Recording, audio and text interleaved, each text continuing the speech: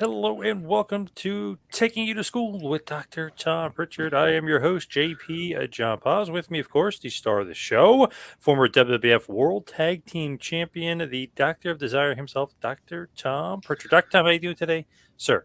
John, doing great. Busy week. The Crockett Cup coming up. NWA is looking forward to that, as am I. Winston-Salem this weekend. So we got a lot of things going on this week, and I'm excited about it. Had a great seminar this past weekend in Richmond, South Carolina. 21 guys came out, and 21 guys and gals came out, and so it's been a good week. Jason, hello to Jason. Jason, we're always here. Crockett Cup, of course, will be available on Fight TV.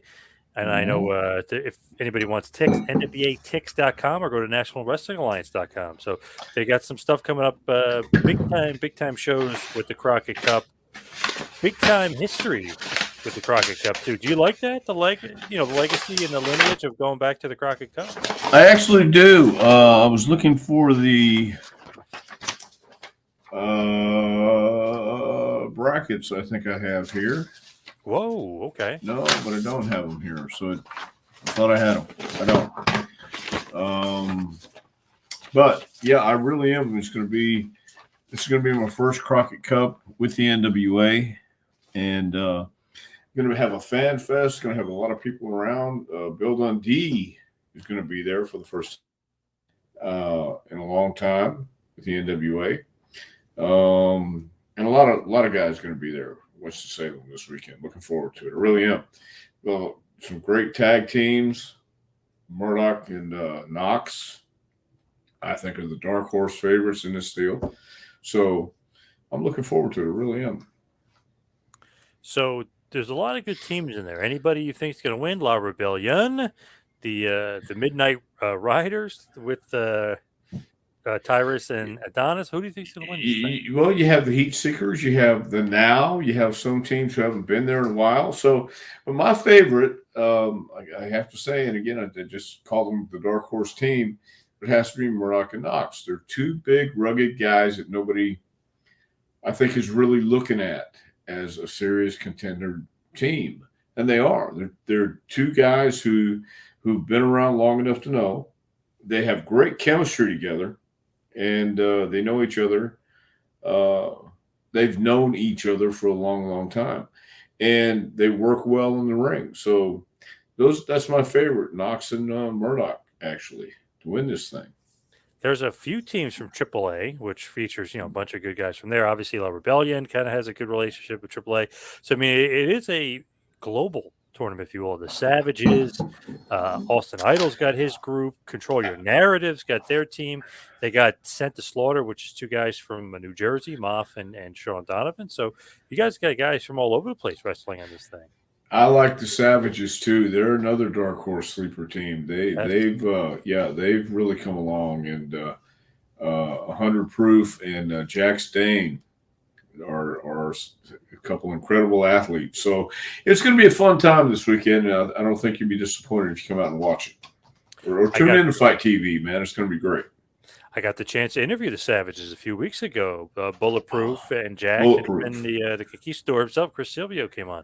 So that was a nice, fun interview with those guys. I tell you what, that Bulletproof is going to be something. He's got something, and he when I first saw him, he was out while everybody else was mingling. He was in the ring doing katas and stretching and preparing for an hour and a half. And he never lost a beat, never skipped a beat. He's intense. He's an intense guy. He really is, man. I'm looking forward to seeing those guys in action too. When I talked to him, I was asking him about training, and he was like, "Oh, I'm going to train wrestling every day. I want to do this every day." And then he's like, "Well, 3 days a week." After he started doing it, he's like, "It's probably best," because he didn't realize like the pumping and stuff. Yeah. I don't think I think he was expecting one thing and got another, but that happens with everybody, especially when you're not sure what you're getting into. But we know what Ibsen's getting into. He's about to jump head first into this podcast tonight. Yes, So Ibsen. very What's cool. going on, Ibsen? Yes, yes. So, we're talking NWA. We're talking different things. I want to know if you saw Dark Side of the Ring. Obviously, it was the Chris Candido and Sunny episode. Did you see it, and what did you think about it? Obviously, you're in it, but did you actually Uh-huh. see the full episode? I got to see the full episode this morning. I thought they did a great job. The first episode, and it was very honest. I felt from the beginning, and there wasn't too much piling on. There was a story told, and as sad and tragic as it was, I think the Chris Candido story was told very well. You know, one of falling by the wayside and getting lost, and then having to go to Puerto Rico and having to do these things, and then the redemption part to come back and pass away. So I thought it was very cool, and one of the cool things about that happened has been happening throughout the day. I got a couple texts last night too, but I hadn't seen the show. I was teaching. So I watched it this morning, and I kept getting texts throughout the day from different people who had seen it and thought it was very cool. So, and guys just checking in, see how it was. So that was kind of cool to reconnect with some people today too, over the dark side. Tom Venzel says, really enjoyed seeing Dr. Tom on the dark side. Well, thank you, Tom. I had a good time doing it. That was done last year, and it was a good sit down, and there was a lot of questions, a lot of things we went over, and you can only put so much in an hour show. And you had Jim Cornette, Lance Storm, Terry Reynolds, Mick Foley, and myself. So there was 5 people, and Johnny Candido, Chris's mom.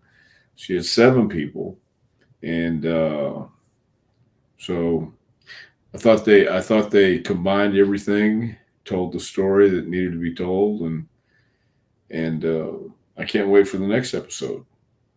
To see what's going on with these next ones, because I think they have 10 new episodes this year. Yep. And all the ones I've seen so far have been great. Hello, a gentleman, the king of Kingsport himself, Bob James. Bob James. Bob himself, so, yes. That's what I said. Bob James, the king of Kingsport. Maddie R., with Dr. Tom being a top trainer and teacher, was there anything that Dr. Tom learned or took away from Chris Candido? Great question. Well, I knew Chris in Smoky Mountain when he was just a kid, and he was like a lot of us when we started out. Loved the business, loved wrestling, loved everything about it. All he wanted to do was wrestle. Didn't want to get into the business part of it, the politics part of it, but that's inevitable. But all he really wanted to do is to ignore the rest and wrestle. And he was great in the gym. He was great to wrestle. He was great to wrestle with and along next. But I took away his passion, because he was one of those guys who was very passionate about wrestling. His grandfather, Popeye Chuck Richards, wrestled. And, as you saw last night, he started a kids wrestling organization, and would get on the bus. Him and his friend get on the bus and tell their parents they're sleeping at each other's house, and then go down and wrestle and come back like it's a regular overnight sleepover.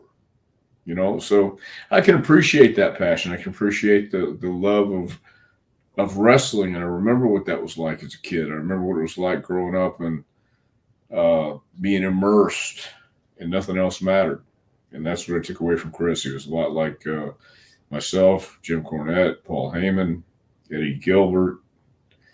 The guys that I remember coming up that I would hear about and knew they had this passion for wrestling. So Tom's got a question. Lance Storm said he was up to play Zip, but then later said he was grateful they passed on him. Yeah, what do you think about that? Did he want to play Zip? Was he ever supposed to play Zip? No, that was a deal where I I made a flippant comment saying, look, if there's anything right now, because the heavenly body deal was coming to an end, and I knew it, and we saw the writing on the wall, and I was unhappy. Jimmy was unhappy. We were unhappy about a lot of things, but I just said, look, if there's anything, I'll gladly take it. And then I got a phone call saying, would you like to dye your hair blonde, put it in a crew cut, and be a body knot? And I said, absolutely not. And they said, oh, okay, click. And I thought, oh, well, maybe, I could team with Chris, and, I could probably ignore the rest. But no, I don't think Lance was ever really up for the spot. That was something that was on the fly. And I think Lance had already been part of the Foreigners, or no, that was not yet.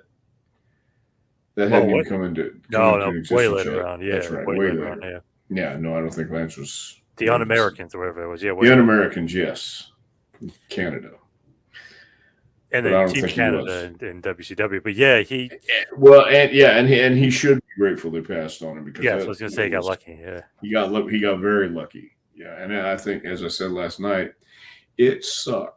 It was a terrible time. Did not enjoy it one bit. J Hood Radio. Speaking of tragic and dark side of the ring, how likely was it for Gino Hernandez to be a big time wrestler in NWA or WCW? I think Gino enjoyed being in Dallas with the Von Erichs because he knew Gary Hart. He knew the Von Erichs very well, very close. But there's no doubt Gino Hernandez had the talent to go to the NWA or WCW. It's just he was very comfortable where he was, in my opinion, because I hadn't talked to Gino in years before he passed away. But just the impression I got was when the Midnight Express came in, I don't even think they got an angle with Von Erich. So Gino and Chris kept it, Chris Adams kept it tied up. So it was very likely that if Gino would have had to move on, he certainly would have got a spot in NWA or WCW. And if later on, WWF at that time. Somebody was speculating, I don't remember who, they were saying, would he have been a good Four Horsemen? I was thinking he kind of would, the way he carried himself, the way he dressed, the way he worked. Maybe he could have been a horseman. Well, no doubt. He was, when Flair would come to Houston or that area, Gino and Flair would always hang out and go to the clubs, go places. So, and he and Tully were fast friends. So, yeah, they would definitely be a match. He fit the mold. Going back to Candido, when was the last time you saw Chris? What was the conversation about wrestling, life, sports? Wow, I think I saw Chris the last time at a excuse me, a seminar for Mike Sparta up north, and but the last time I talked to him was the Monday before he passed away. So, but no, we didn't. We just talked about what was going on that night and how things have been, and it was the usual banter, I guess. When you don't see somebody for years, and you come in contact or you see them at a show, it's you just pick up where you left off, or even if you didn't have a stopping point, you would start somewhere. And with Chris, it was always an easy conversation to start, always an easy conversation to follow and have fun with. And that was the main thing. The passion and having fun. And that was it. Interesting follow-up here. Who has the video of you getting your head shaved as Zip? Your brother said it happened the day before in your house, December 1995 pay-per-view. Well, it happened in Hershey, Pennsylvania. I know that. And I believe he has it in a hermetically sealed vault, waiting for the right time to reveal it, if ever. But I think he's keeping it secret. that was another thing that Lance had mentioned. He's like, Dr. Tom had that long curly hair, and they made him shave his head.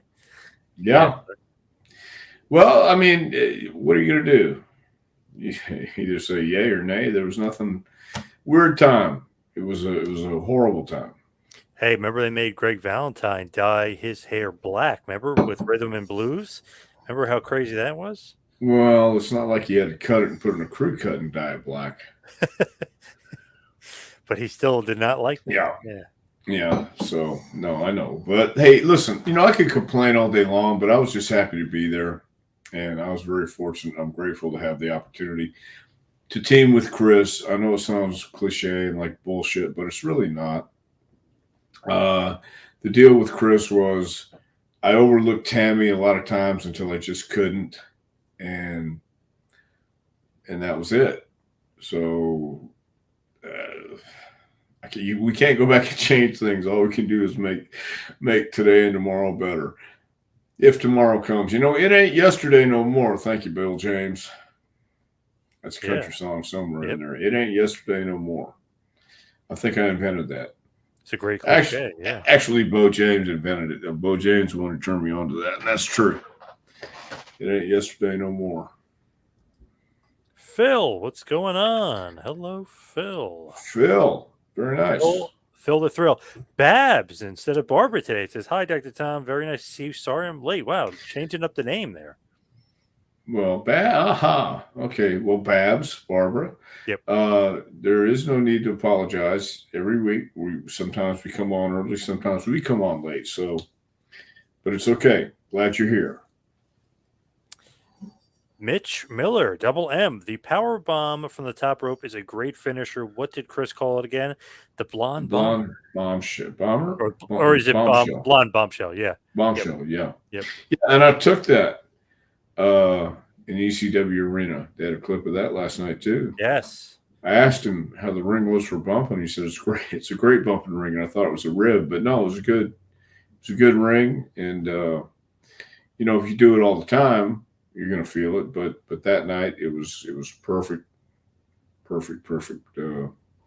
blonde bombshell. When you look at that move, it looks like everything's got to go right. This could be a little dangerous. Do you think it's dangerous at all, or completely safe? Of course, it's dangerous. Yeah, man. It's you got to get your body up and make sure you land flat on your back, or else you are going to get hurt. They don't call it high risk maneuver for nothing. You're in the high rent district, pal. Yeah. No, it's it could be dangerous if you don't know how to take it and don't know how to bump, but that's on you and that's on the guy giving it to you too. So you got to trust the guy you're working with, and I trust Chris explicitly. When you look at that move, I mean, that is like super dangerous because a normal power bomb, you got to gut wrench the guy, get him up. I mean, it's tough, but you're doing it off the rope. You got to balance and then quickly do it. And the guy quickly has to make sure gets his neck up. Yeah, it's a trust issue. And I knew Chris could flip me, but I have to be able to flip myself too and get up so I land flat on my back and not kill myself. So, but I trusted Chris, and it was great. Mitch says, I haven't watched the episode yet, but definitely on my playlist. Thanks, guys. Yeah, it was good. Yeah. I feel like Dark Side of the Ring maybe hitting the stride again. They, for a little bit, they were getting into some trouble there, but it seems like they're past that, and they're hopefully hitting their stride again with some good episodes because you got Magnum TA next week. Right. They have a few good ones this week, this round, this volume of Dark Side of the Ring. So, yeah, I'm looking forward to seeing it. I think it's an all-summer. How many episodes? 10? 10. Yep. Okay, so there's 10 good episodes every week. So I can't wait. Ibsen, how bad was his neck? Meaning Chris's neck when you guys had a 4-team elimination match at SummerSlam '96 in Cleveland. Do you remember how bad his neck was? Well, I remember when he broke it in Madison Square Garden and just came back and said, I hurt my neck. And then Tammy took him to the hospital that night and couldn't find out he broke it. Now, at that time, you didn't sell stuff. I mean, if it hurt, yeah, okay, it hurt. But Chris was going to show you how tough he was. Plus, I think, and as I talked about on the episode, the somas help take away the pain. But I don't care who you are with a broken neck, even a hairline fracture. I mean, I've never broken my neck, but anybody who's been around for a long time or for over 10 years is going to have neck problems. It's just part of it. And so I think his neck was pretty bad. He just didn't want to put it over because he loved wrestling so much, and he would come to the ring with a collar on sometimes to and work like that until they told him to stop going to the ring with the collar on. But I think his neck was hurting him pretty bad, and in the end, he just did what he had to do to get to the ring, and did what he had to do to get through the match.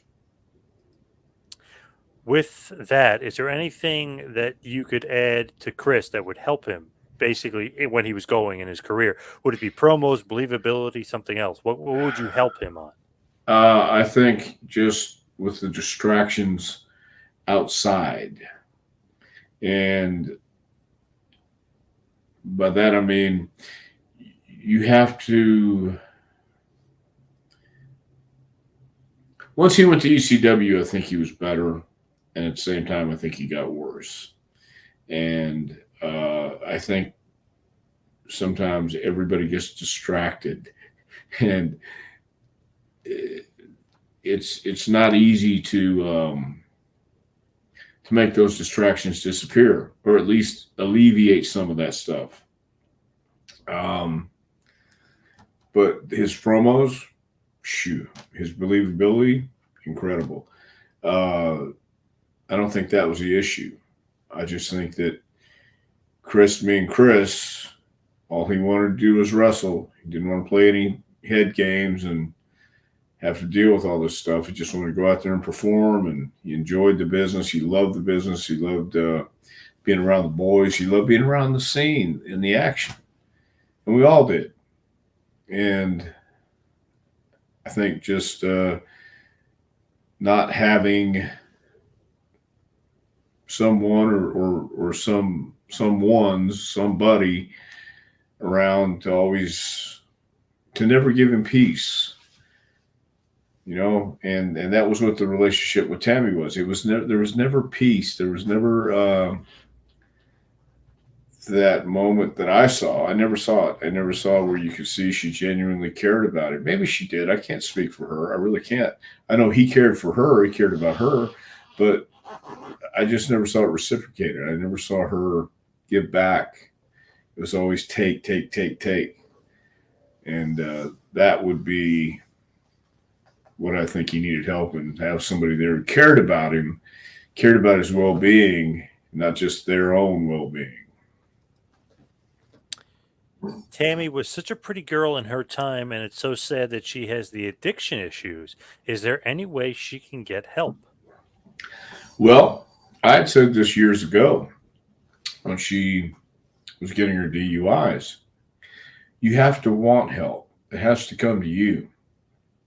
And you have to accept it, and you have to actually want it. There's a creed, there's a saying that there are some poor unfortunate souls who just can't be saved, and I think Tammy's one of them. Because if you go to a 12-step program, or you know what the 12 steps are, then it's really up to you. But it's a program that you have to work, and you have to want to work it.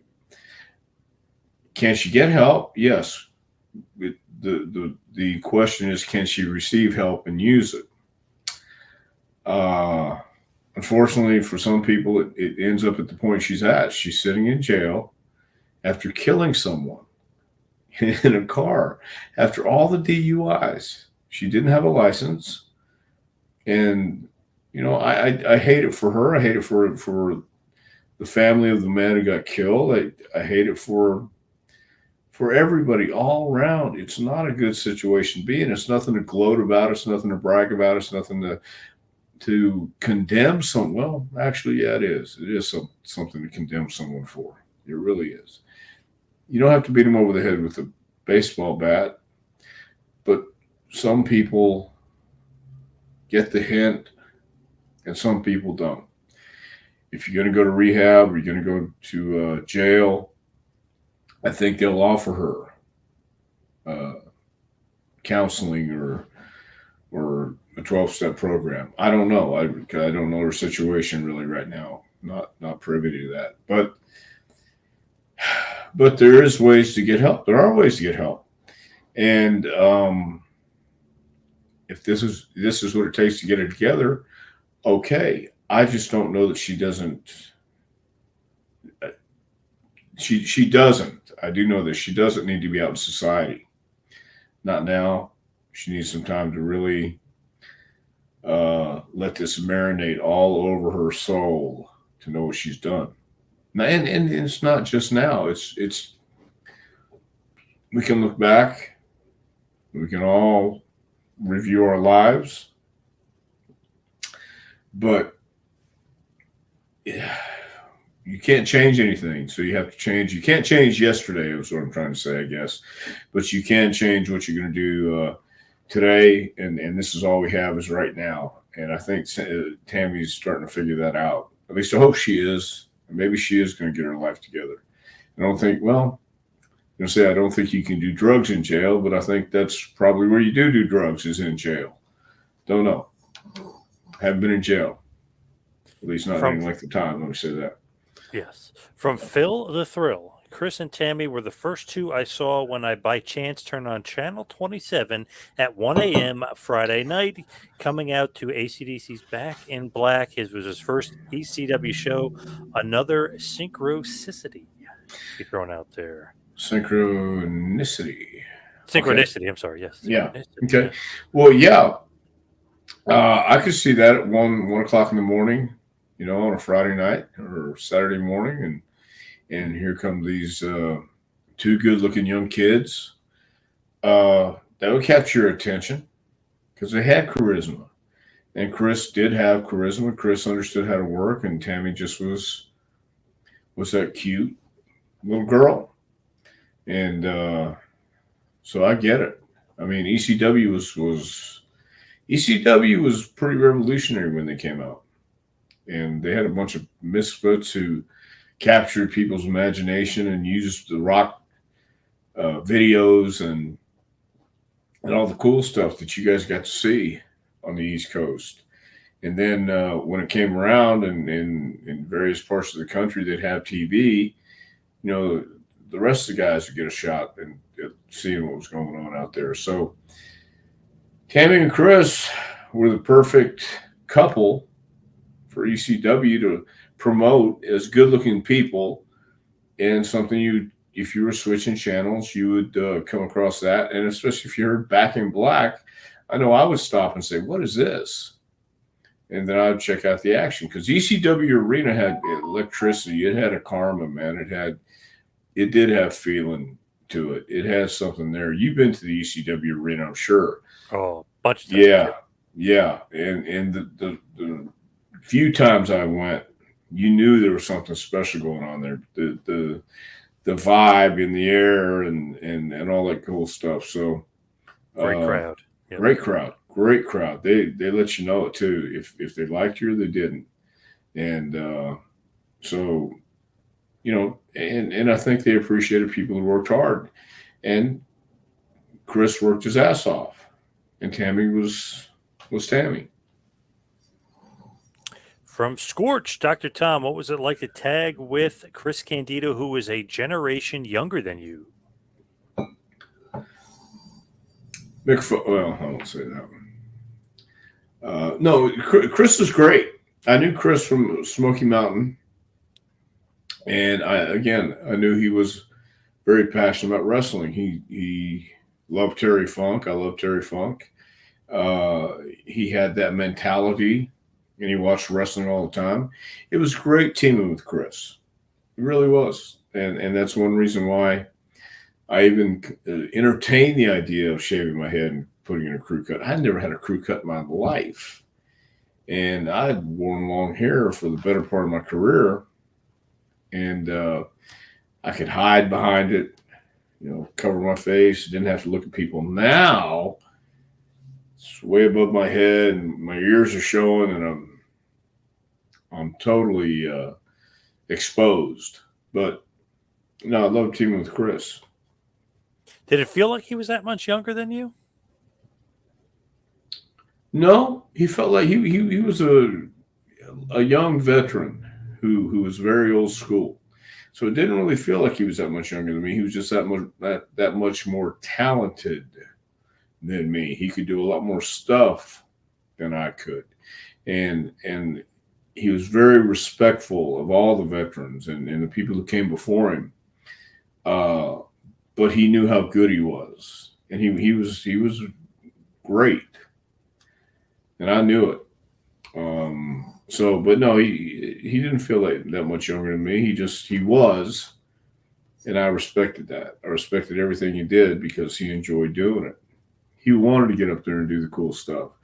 He wanted to give you that blonde bombshell. He wanted to take the blonde bombshell. He wanted to have the chair around his neck. We're swinging, or the body language and the baby bonnet that his mom was talking about last night. She had no idea.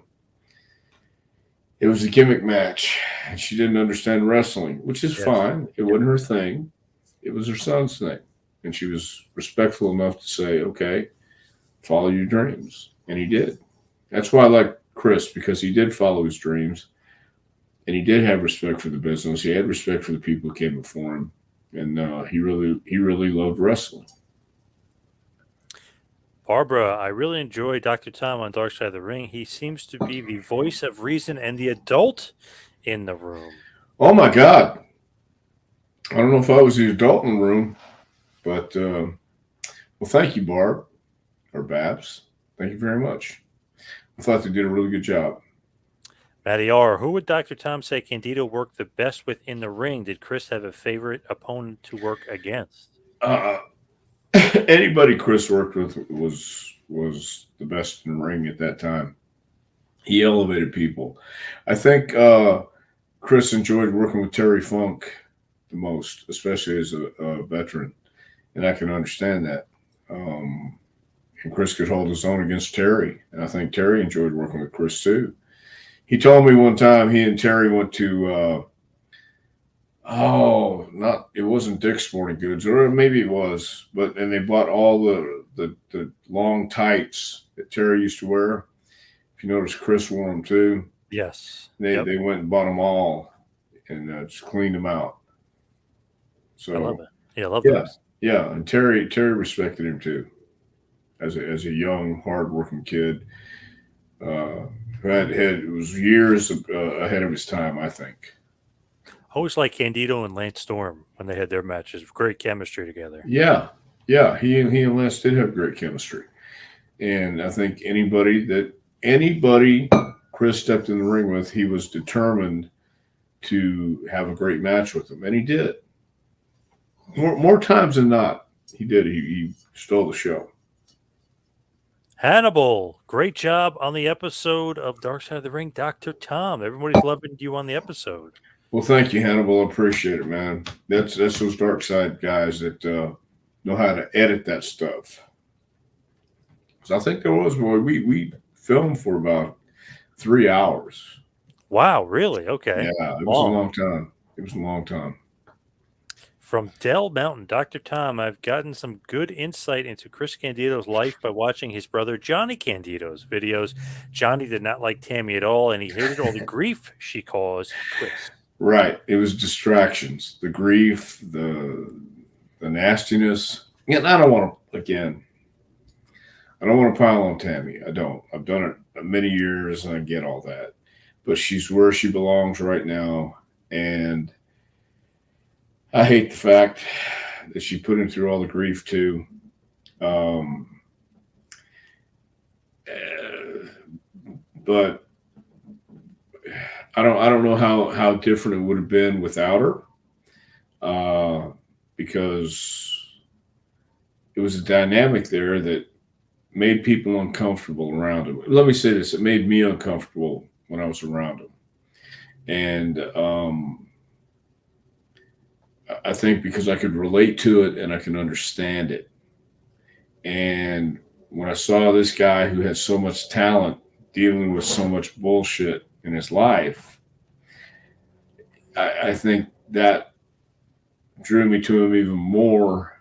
Um, when we were a team, because I could see the look in his eye when he's got other things on his mind besides the match, and still go out there and just kill it and have a great match.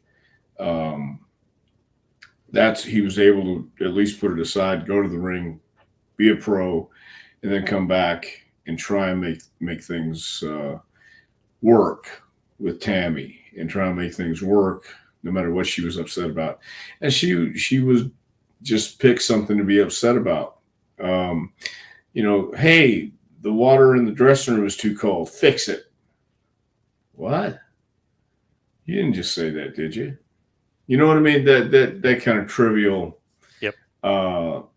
Hey, I stepped on some popcorn. Get it off my shoe. Oh. Well, I'm not saying she said that, but it was the trivial things Yes, like I got that. you. You know what I mean? Yep. So Not good. It was making I picked up on these things, starting a fight to start a fight about nothing. Why did you throw your gum wrapper on the floor? I don't like gum wrappers on the floor.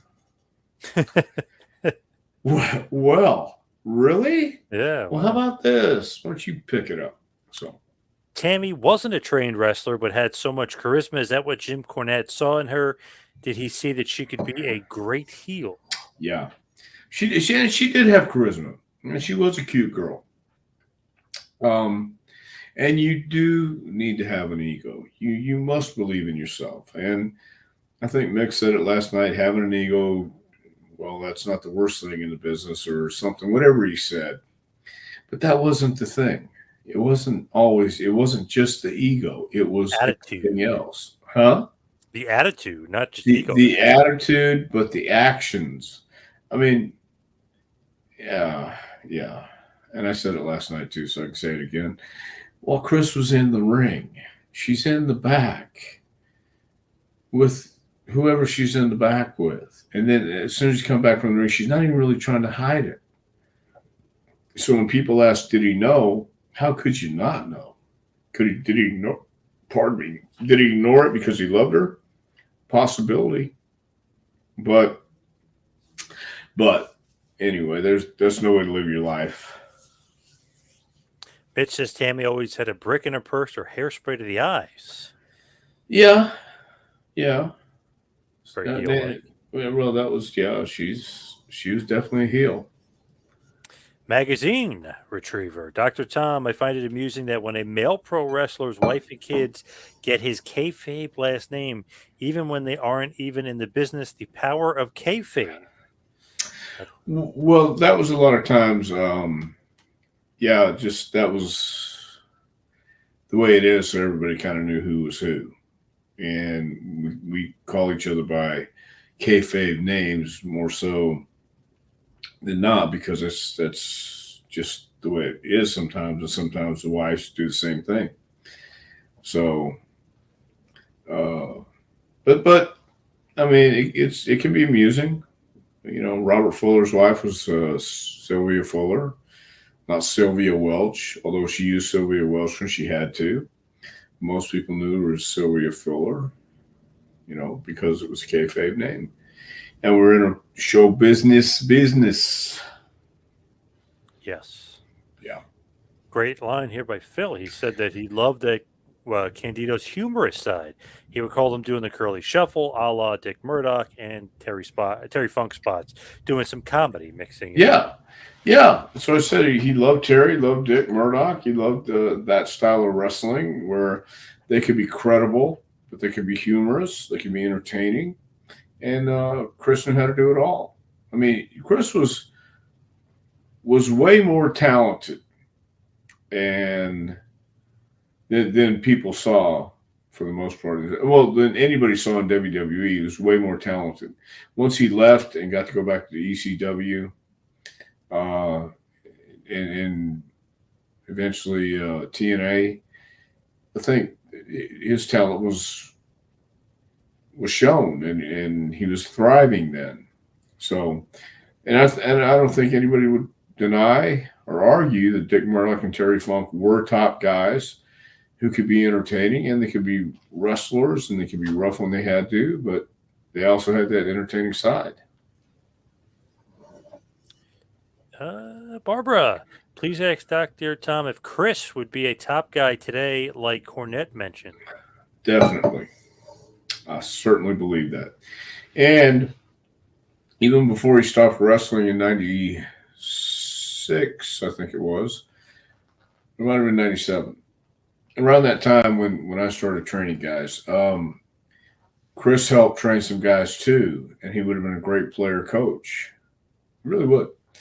And I certainly believe that Chris would be a top guy today. Mitch, in the early years, they seemed to be more of a quarterback cheerleader couple, meaning Candido and Sunny. I could see that. I could see that too. I really could. I just, Prom king and queen. Right. Sunny just had the larger performer's ego. She had ambition, no doubt. That's not a crime. It's just the fact that her approach and the way she did it rubbed people the wrong way, I guess. And she didn't always treat everybody nice. Didn't have to. Not a problem. She wasn't the only one who wasn't treating people nice, but she was the one in my instance as a team that I had to deal with and put up with until I finally said, yeah, I'm not going to deal with it and put up with it. I'll deal with it my way. And that just ended everything. I think once Chris broke his neck, we saw the writing on the wall there too. And the training gig came along, and I was happy for that. But I was happy for Chris too, being able to get out and go do something else he really liked doing, like ECW. Yeah, became a star in ECW for sure. Yep. Phil, great point here. I am no doctor, but I believe Tammy suffered from a narcissistic personality disorder. It's truly a horrible psychological condition, similar to other people who have it. I completely agree, Phil. She did have she was certainly a narcissist, and I've known a lot of narcissists through the years, and they can be some pretty dangerous people because they don't care about anybody but themselves. It's all about them. And I truly believe she does. She has some issues. She has got a lot of issues. And people did try to help her. I don't know how many times she's been to rehab, but after 6, you would think, yep, you would get the hint, you would get the message that maybe, just maybe, every time you cried and got in trouble and WWE would send you to rehab, it wouldn't take, and you go back and do the same thing over and over and over. So insanity is doing the same thing over and over and over and expecting a different result. I don't know that she expected a different result. I don't know that she even cared. But being a narcissist makes perfect sense because she was and she is. I know a guy like that. Oh my God. Definitely narcissistic personality. Yes. Oh my God. I know so many people like that. Yep. Yeah. It seems that Tammy was a little too friendly, quote unquote, with some of the other wrestlers. Does that make to the other wrestlers? How do they approach such a thing? I guess meaning is that on the wrestlers? Is that on her? Who's, Well, I think it's on both, but when you're the most downloaded woman on the internet, when everything's just coming Yes. new, and she was young, and boy, the most downloaded personality on AOL, and you're around some testosterone filled locker rooms, and guys are looking, and she knows they're looking, and she's looking too, and they're giving her all the attention. It falls on both guys. The guys and her. I mean, she's young. She's getting all this attention. What are you going to do? I mean, Chris wasn't macho where he would lock her up and keep her away from everybody. So, and he couldn't do that anyway because she was so headstrong. But that's like saying, you're married and you love your wife or you love your husband, but yet you cheat. Well, how does that work? I mean, if you truly love somebody, you're going to be loyal to them. There is nothing else. There is nothing else. You either are or you aren't, and that'll tell you right there. You either love them, and you're going to be faithful and loyal, especially in this business. Kind of hard, but again, they were thrown in as kids. Tough spot to be in. Tough spot to be in. Scorch. I remember when Jim Cornette saying that he had considerably more respect for Sunny than he had for Sable. Well, well, he might have said that at one time, and he might still mean it, but I don't think he feels that way now. Could be wrong, but I don't think he does. Road War Animal said that Candido was high in the ring and almost got stabbed in the face with spikes on the shoulder pads. I don't remember when and where that would have been, but that's interesting. He was talking about Sunny. Sunny was high in the ring and almost got stabbed in the face and the spikes on the shoulder pads. Oh, it's he. Oh, okay. Yeah, it was she, not I was he. going to say, I don't know where the LOD and Chris came. Yeah, okay. No, she was so high. Okay. Yeah, she was managing LOD, and I think that was in the garden. Yeah, I think, if I recall. That was a weird pairing, her and LOD when they were doing LOD 2000. Man, you know what? That's what I'm saying. No matter what she did or where she went, she always wound up with these good spots.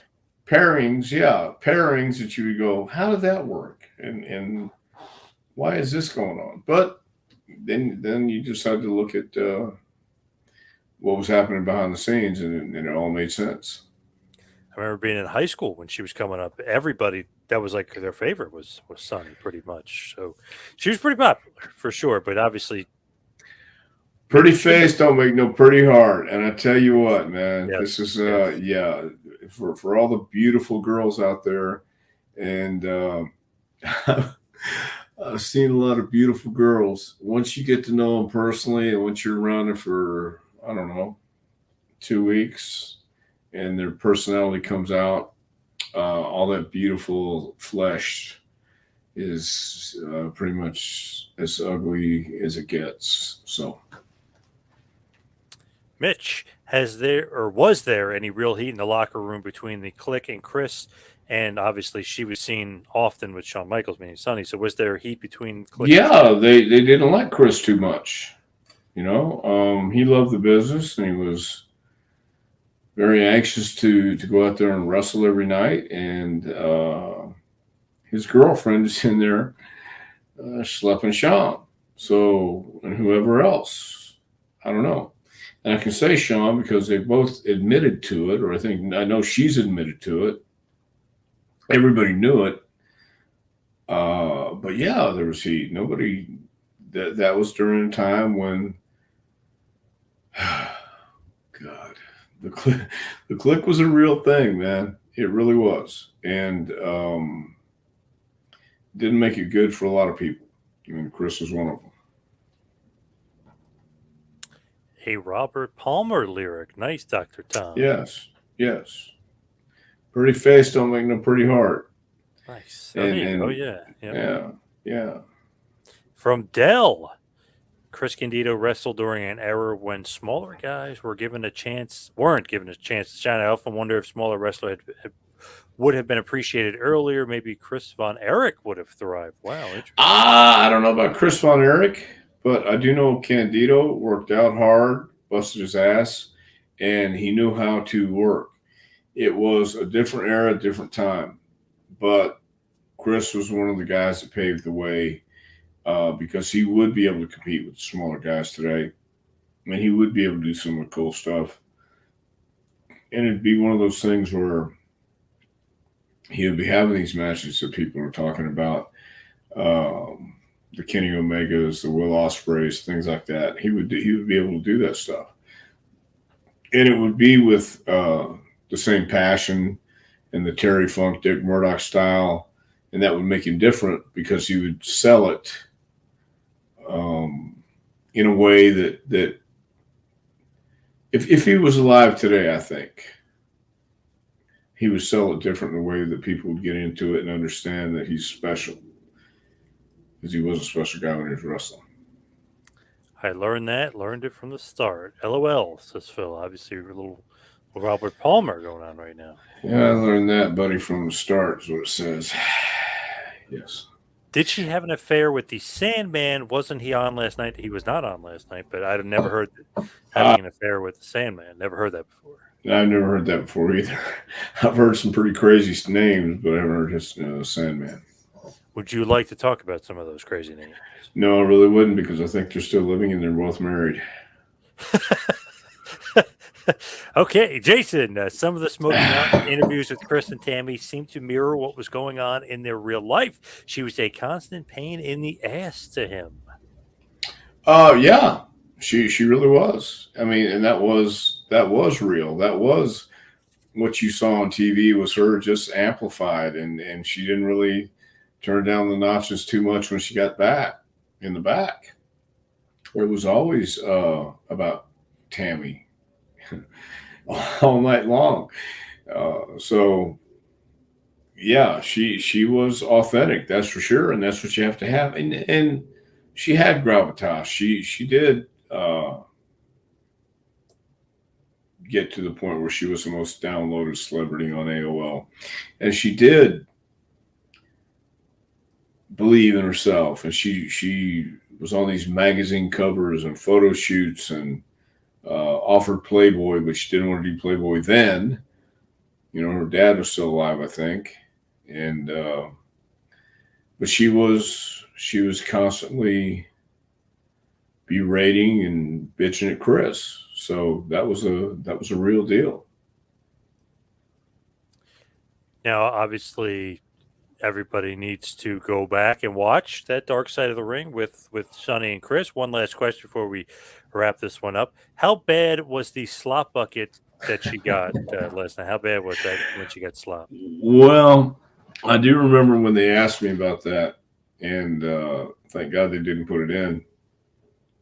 But there was a line, and there was, I think Cornette said there was probably 20 different DNA in that bucket. I think there was more than that. Oh my God. Wasn't a big bucket, but everybody made sure to contribute. Wow. Damn. So she was not well liked at all there. That's crazy. You know, and I thought about that, how horrible that must have been.